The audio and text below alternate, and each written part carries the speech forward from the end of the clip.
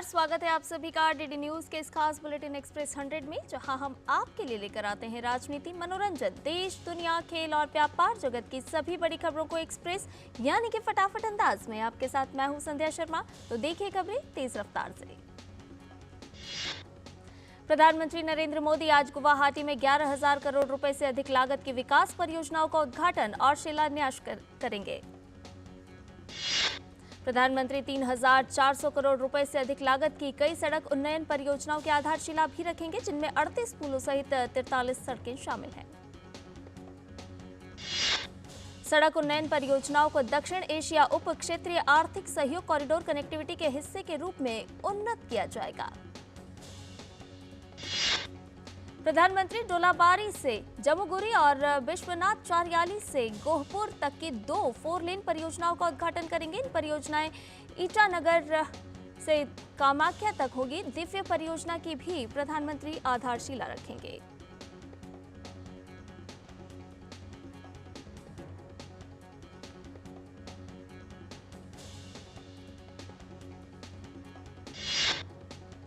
और बुलेटिन में फिलहाल रुकने एक छोटे से ब्रेक के लिए जल्द हाजिर होंगे। आप बने रहिए हमारे साथ।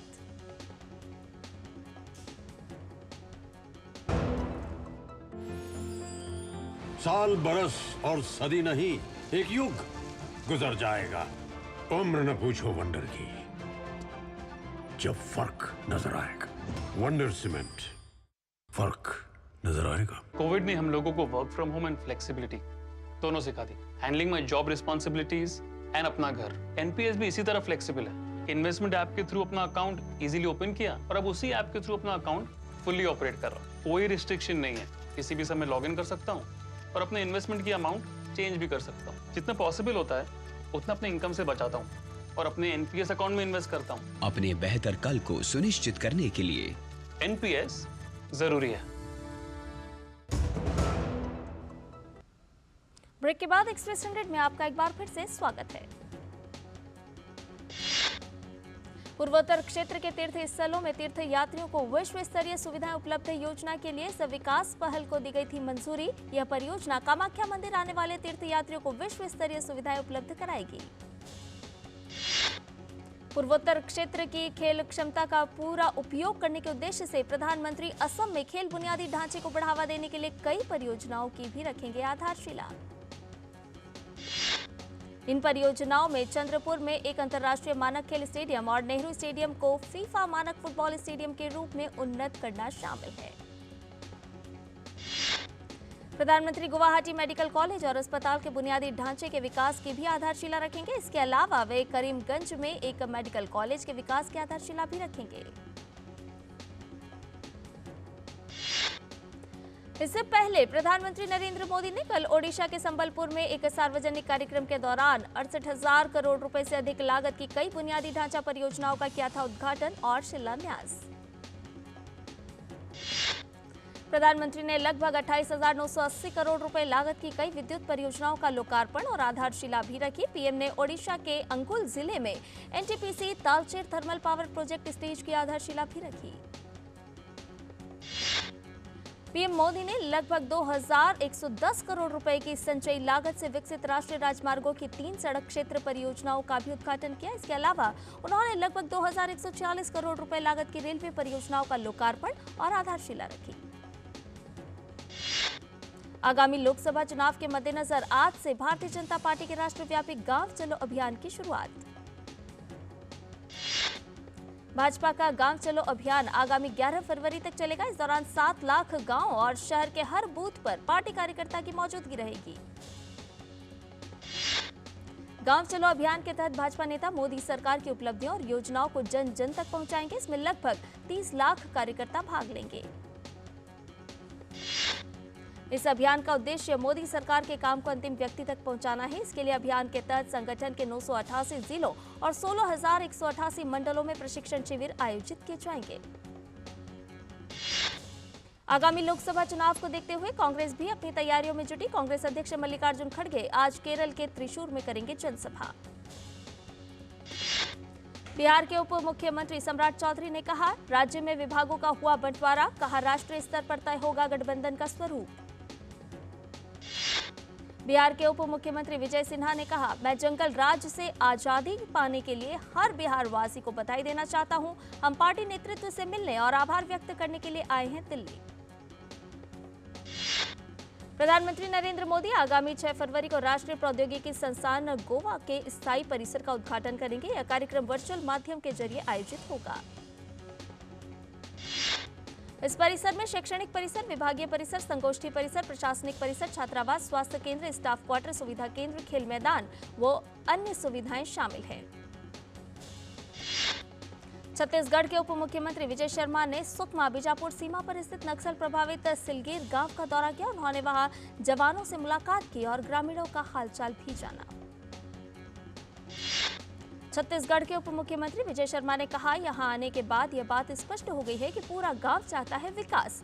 सरकार यहां हर तरह की सुविधाएं मुहैया कराएगी।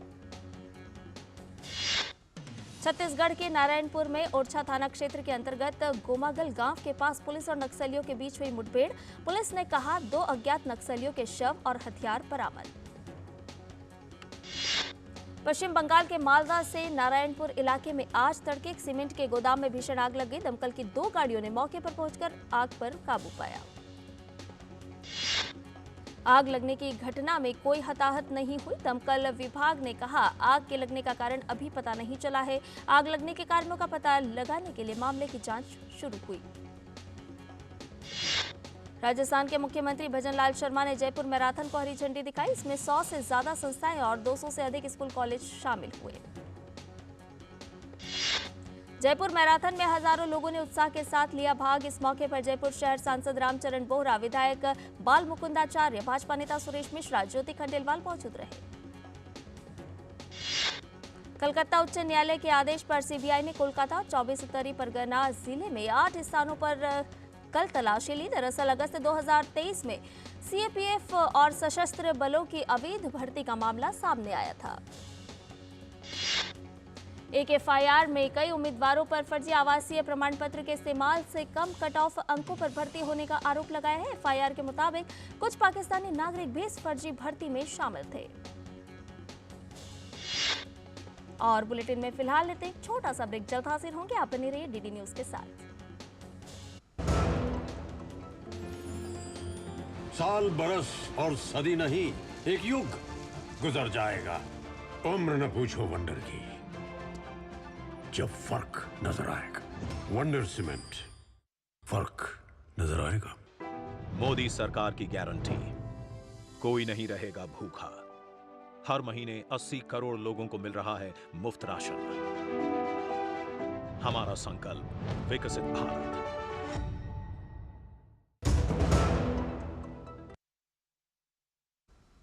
और ब्रेक के बाद एक्सप्रेस 100 में आपका एक बार फिर से स्वागत है। उत्तर प्रदेश के मुख्यमंत्री योगी आदित्यनाथ ने राज्य के लिए अत्याधुनिक सुरक्षा प्रणाली की घोषणा की। इसमें integrated command and control centre के जरिए राज्य में सुरक्षा की निगरानी की जाएगी। केंद्रीय इलेक्ट्रॉनिक्स और सूचना प्रौद्योगिकी मंत्री राजीव चंद्रशेखर ने नई दिल्ली में भारतीय सूचना प्रौद्योगिकी संस्थान में डिजिटल इंडिया भविष्य की प्रयोगशालाएं यानी कि फ्यूचर लैब्स का उद्घाटन किया। फ्यूचर लैब्स के कार्यान्वयन के लिए उद्योग के साथ सीडैक के 22 समझौता ज्ञापनों की घोषणा भी की गई। डिजिटल इंडिया फ्यूचर लैब्स सम्मेलन समिट 2024 में उद्योग भागीदारों के साथ 20 से अधिक समझौता ज्ञापनों पर हस्ताक्षर किए गए। 25T बोलार्ड पुल बीपी टग नौका महाबली को भारतीय नौसेना को सौंपा गया। यह बहुउद्देशीय नौका भारत सरकार की मेक इन इंडिया पहल की गौरवशाली ध्वजवाहक है। आज विश्व कैंसर दिवस है। विश्व कैंसर दिवस पर दुनिया भर से लोग कैंसर की रोकथाम और इसके प्रसार के बारे में जागरूकता बढ़ाने के लिए साथ आते हैं। विश्व कैंसर दिवस के अवसर पर जम्मू कश्मीर के अखनूर में सेना ने बकरवाल समुदाय के लिए एक मेडिकल कैंप लगाया। इस कैंप में बड़ी संख्या में लोगों की कैंसर जांच की गई।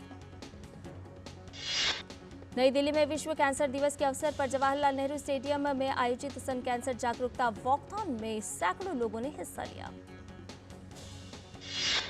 दिल्ली, उत्तर प्रदेश और राजस्थान समेत उत्तर भारत के विभिन्न स्थानों पर कल देर रात से हल्की से मध्यम बारिश हो रही है। मौसम विभाग ने कहा, आगामी सोमवार तक पश्चिमी विक्षोभ के कारण उत्तर पश्चिम भारत में इसका असर पड़ने का है अनुमान। हिमाचल प्रदेश के कुल्लू में अटल टनल के आसपास के इलाकों में बर्फबारी हुई। बर्फबारी होने से पर्यटन कारोबारी व किसान बागवान खुश, लेकिन जनजीवन हुआ प्रभावित। खराब मौसम के चलते हवाई यातायात भी हुआ प्रभावित। नई दिल्ली स्थित इंदिरा गांधी अंतर्राष्ट्रीय हवाई अड्डे पर कई उड़ानों का परिचालन हुआ प्रभावित। यात्रियों को करना पड़ा परेशानियों का सामना। भारत का विदेशी मुद्रा भंडार 591 मिलियन अमेरिकी डॉलर बढ़ोतरी हुई है, जिसके बाद ये बढ़कर 616.73 बिलियन अमेरिकी डॉलर हो गया। ऑटो कंपनी टाटा मोटर्स ने तिमाही नतीजों का ऐलान कर दिया है। मुनाफे में जबरदस्त ग्रोथ देखने को मिली है, वहीं आमदनी भी अनुमान से बेहतर रही है। एयरलाइन इंडिगो की parent company inter globe aviation limited ने दिसंबर 2023 में समाप्त तिमाही के नतीजे जारी कर दिए हैं। वित्त वर्ष 2024 की तीसरी तिमाही में कंपनी का मुनाफा बढ़ा है। Morgan Stanley Asia Singapore PTI ने एनएसई पर ओपन मार्केट ट्रांजैक्शन के माध्यम से पेटीएम की मूल कंपनी 197 कम्युनिकेशंस में 244 करोड़ रुपए के शेयर खरीदे। क्वांट म्यूचुअल फंड ने अपनी latest scheme quant PSU fund subscription के लिए खोल दी है। प्रमुख सरकारी बैंकों में से एक इंडियन बैंक ने marginal cost of funds based landing rates में बढ़ोतरी कर दी है। भारत के स्मार्टफोन ब्रांड लावा इंटरनेशनल ने अपने नए स्मार्टफोन के तौर पर लावा युवा 3 को किया launch. Business service provider company quest Corp ने अपने दिसंबर तिमाही के नतीजे जारी कर दिए हैं। कंपनी के मुनाफे में पिछले साल के मुकाबले 25% की गिरावट देखने को मिली है। स्टेट बैंक ऑफ इंडिया के चेयरमैन दिनेश खारा ने कंपनी से बिजनेस में ट्रांसफर पर पेटीएम पेमेंट्स बैंक के साथ कोई कम्युनिकेशन नहीं किया है। इलेक्ट्रिक स्कूटर बनाने वाली कंपनी ओला ने अपने S1X स्कूटर को नए वेरिएंट के रूप में लॉन्च करने का ऐलान किया है। देश के प्रमुख स्टॉक एक्सचेंजों बॉम्बे स्टॉक एक्सचेंज और नेशनल स्टॉक एक्सचेंज ने डिजिटल पेमेंट दिग्गज पेटीएम के शेयरों के लिए डेली ट्रेडिंग लिमिट को आधा कर दिया है। ओरिएंट ग्रीन पावर ने अपने प्रस्तावित राइट्स इश्यू के साइज घटाकर 250 करोड़ रुपए कर दिया है। पब्लिक सेक्टर के भारतीय स्टेट बैंक ने दिसंबर तिमाही के नतीजे जारी कर दिए हैं। बैंक का नेट प्रॉफिट वित्तीय वर्ष 2023-24 के अक्टूबर-दिसंबर में 35% गिरकर 9,164 करोड़ रुपए रहा है। मारुति ने भारत मोबिलिटी ग्लोबल एक्सपो में अपनी मशहूर टॉल बॉय कही जाने वाली हैचबैक कार वैगन आर के नए फ्लैक्स फ्यूल वर्जन के प्रोटोटाइप को पेश किया। सरकार ने घरेलू स्तर पर उत्पादित कच्चे तेल पर अप्रत्याशित लाभ कर को 1700 रुपए प्रति टन से बढ़ाकर 3200 रुपए प्रति टन कर दिया है। Maruti Suzuki, Hyundai motor India, Tata Motors, Mahindra and Mahindra, Toyota, Mercedes Benz और BMW सहित अन्य कंपनियों ने जरूरत के अनुसार CNG हाइब्रिड से लेकर इलेक्ट्रिक वाहन तक प्रदर्शित किए। बी कमर्शियल व्हीकल्स ने भारत मोबिलिटी वैश्विक प्रदर्शनी 2024 में अपने पहले उत्पाद को पेश करते हुए छोटे वाणिज्यिक वाहन खंड में प्रवेश करने की घोषणा की है। दिल्ली हवाई अड्डा परिचालक डायल ने कहा कि दोबारा तैयार की गई हवाई पट्टी RW10/28 अब चालू है। इसके साथ ही इंदिरा गांधी अंतर्राष्ट्रीय हवाई अड्डा के पास अब 4 हवाई पट्टियां उपयोग में है। अमेरिकी राष्ट्रपति जो बाइडेन ने दक्षिणी कैरोलिना में डेमोक्रेटिक प्राइमरी में जीत हासिल की। जो बाइडेन ने मिनेसोटा प्रतिनिधि डेन फिलिप्स और लेखक मैरियन विलियमसन समेत दक्षिण कैरोलिना में अन्य लंबे समय से चले आ रहे डेमोक्रेट को हरा दिया। राष्ट्रपति जो बाइडेन ने चुनावी अभियान के लिए भारी निवेश किया है। खासकर ब्लैक वोटर्स पर उनकी नजर है, जो चुनाव में निर्णायक भूमिका में है। पाकिस्तान तहरीक-ए-इंसाफ के नेता शाह महमूद कुरैशी को चुनाव आयोग ने कल पीटीआई नेता को 5 साल के लिए अयोग्य घोषित कर दिया। यह निर्णय 8 फरवरी के आम चुनाव से 5 दिन पहले आया है। पाकिस्तान तहरीक-ए-इंसाफ पार्टी ने घोषणा की है कि वह ट्रायल कोर्ट के उस फैसले के खिलाफ हाईकोर्ट का दरवाजा खटखटाने वाली है, जिसने प्रधानमंत्री इमरान खान और उनकी पत्नी बुशरा बीबी को गैर इस्लामिक निकाह मामले में 7 साल की सजा सुनाई थी। 2022 के बाद से यह इमरान खान की चौथी सजा है और 8 फरवरी के चुनाव से पहले राजनीतिक दल के संकटग्रस्त संस्थापक की परेशानियां बढ़ गई हैं। वरिष्ठ सिविल न्यायाधीश कुदरतुल्ला ने इमरान खान और उनकी बुशरा बीवी को सजा सुनाई और रावलपिंडी के अदियाला जेल परिसर में दंपति पर 5 लाख रुपए का जुर्माना भी लगाया। पाकिस्तान में 8 फरवरी को आम चुनाव है। चुनाव से पहले पाकिस्तान में 11 बम धमाके हुए, जिनमें से एक चुनाव आयोग के दफ्तर के बाहर हुआ। अमेरिका ने पाकिस्तान जाने वाले अपने नागरिकों के लिए एडवाइजरी जारी की है, जिसमें अमेरिकी नागरिकों को सावधानी बरतने की बात कही गई है। पाकिस्तान स्थित अमेरिकी दूतावास ने एक चेतावनी जारी की, जिसमें उन्होंने अपने नागरिकों से राजनीतिक रैलियों में शामिल न होने की बात कही है। अमेरिका ने अपने नागरिकों को सलाह दी है कि वह ऐसे भीड़भाड़ वाले इलाकों से दूर रहें। यूक्रेन के ड्रोन हमले में रूस की रिफाइनरी में आग लग गई। हालांकि कल आग बुझ गई।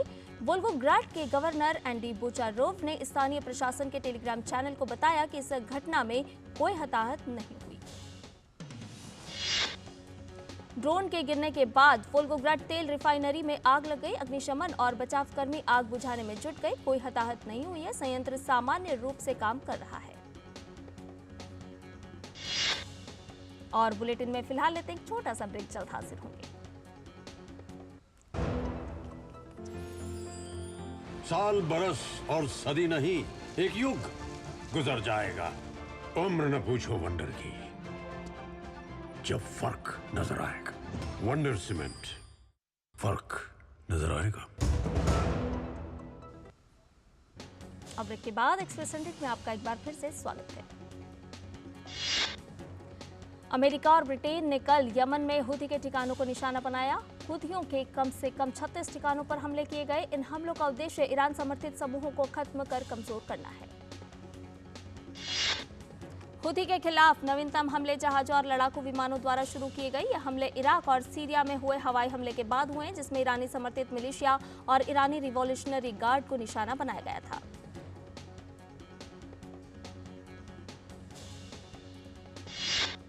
इससे पहले पिछले सप्ताह जॉर्डन में 3 अमेरिकी सैनिक मारे गए थे, जिसके बाद अमेरिका लगातार इन समूहों का निशाना बना रहा है।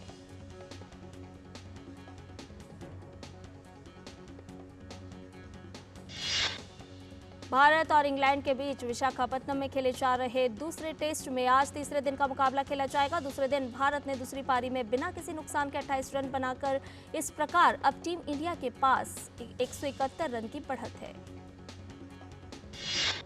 दूसरे दिन का खेल खत्म होने के समय भारत ने बगैर किसी नुकसान के 28 रन बना लिए थे। इससे पहले इंग्लैंड की टीम अपनी पहली पारी में 253 रन पर ऑल आउट हो गई थी। इंग्लैंड के लिए सबसे ज्यादा 76 रन जैक क्राउली ने बनाए। बुमराह ने 6 विकेट लेने के साथ ही टेस्ट में अपने 150 विकेट पूरे कर लिए। उन्होंने एक बड़ा रिकॉर्ड भी अपने नाम कर लिया। वह भारत के लिए सबसे कम 6,781 गेंदों में 150 विकेट लेने वाले गेंदबाज बन गए। भारत ने पाकिस्तान के इस्लामाबाद में चल रहे डेविस कप 2024 विश्व ग्रुप 1 प्लेऑफ मैच में 2-0 से बढ़त हासिल कर ली है। आज युगल मुकाबले में यूकी भामरी और साकेत माइनेनी का मुकाबला पाकिस्तान के मुजम्मिल मुर्तजा और बरकतुल्लाह से होगा। प्रतियोगिता के पहले दिन रामकुमार रामनाथन ने अनुभवी एसाम उल हक कुरैशी को 6-7, 7-6, 6-0 से हराया। वहीं श्री राम बालाजी ने अकिल खान के खिलाफ सीधे सेटों में एक बेहतरीन जीत हासिल की। भारत की अस्मिता चालिहा को थाईलैंड मास्टर्स बैडमिंटन टूर्नामेंट के महिला एकल सेमीफाइनल में हार का सामना करना पड़ा है। 24 साल की भारतीय खिलाड़ी को विश्व रैंकिंग में 17वें स्थान पर काबिज सुपानिडा काटेथोंग ने सीधे गेम में हराया।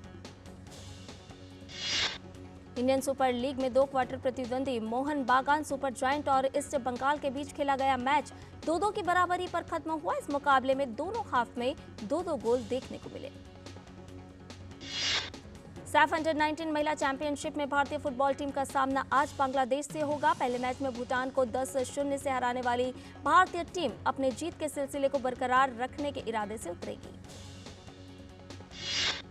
आइवरी कोस्ट ने अफ्रीका कप ऑफ नेशंस के सेमीफाइनल में स्थान बना लिया है। रोमांचक क्वार्टर फाइनल में आइवरी कोस्ट ने माली को 2-1 से हराने में सफलता पाई। ओमार डियाकिटे ने 122वें मिनट में गोल करके टीम को जीत दिलाई। दक्षिण अफ्रीका की टीम भी अफ्रीका कप ऑफ नेशंस के सेमीफाइनल में पहुंचने में सफल रही है। अफ्रीकी टीम ने पेनल्टी शूटआउट में कैप वेर्दे को 2-1 से शिकस्त दी। इंग्लिश प्रीमियर लीग में एस्टन विला ने शेफील्ड यूनाइटेड को 5-0 से हराने में सफलता पाई। विला ने 4 गोल पहले हाफ में किए। इस जीत के साथ एस्टन विला ने लीग में चौथा स्थान हासिल कर लिया है। प्रीमियर लीग में ही टॉटनहैम हॉटस्पर्स को एवर्टन के खिलाफ 2-2 के ड्रॉ से संतोष करना पड़ा। टॉटनहैम के लिए रिचार्लिसन ने दोनों गोल किए। ड्रॉ के बाद टॉटनहैम 5वें स्थान पर खिसक गई है। ला लीगा में बार्सिलोना ने अलावेस को 3-1 से शिकस्त दी। मैच में पहले हाफ में 1 और दूसरे हाफ में 3 गोल हुए। बार्सिलोना के लिए लेवेंडोव्स्की ने दिसंबर के बाद से अपना पहला गोल किया। बुंदेसलीगा में बायर्न म्यूनिख ने बोरुसिया मुंचेनग्लैडबाख को 3-1 से हराने में सफलता पाई।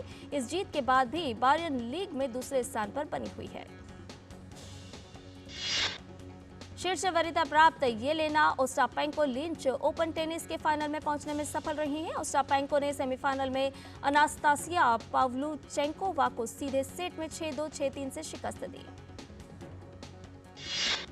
डीप फेक वीडियो के चंगुल में फंसे अक्षय कुमार। सोशल मीडिया पर वीडियो वायरल। वीडियो से संबंधित जानकारी जुटाने में लगे अक्षय, साथ ही कानूनी मशवरा भी ले रहे।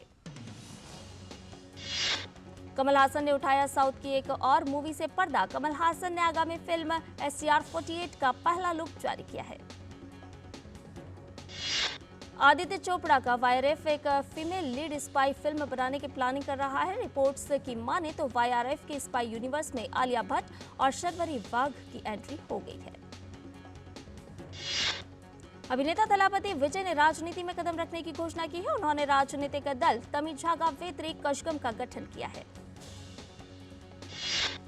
सलमान खान की ओर से उनकी production company Salman Khan films ने एक बयान जारी कर स्पष्ट किया कि वे फिल्मों में कास्टिंग के लिए किसी थर्ड पार्टी से नहीं जुड़े हैं।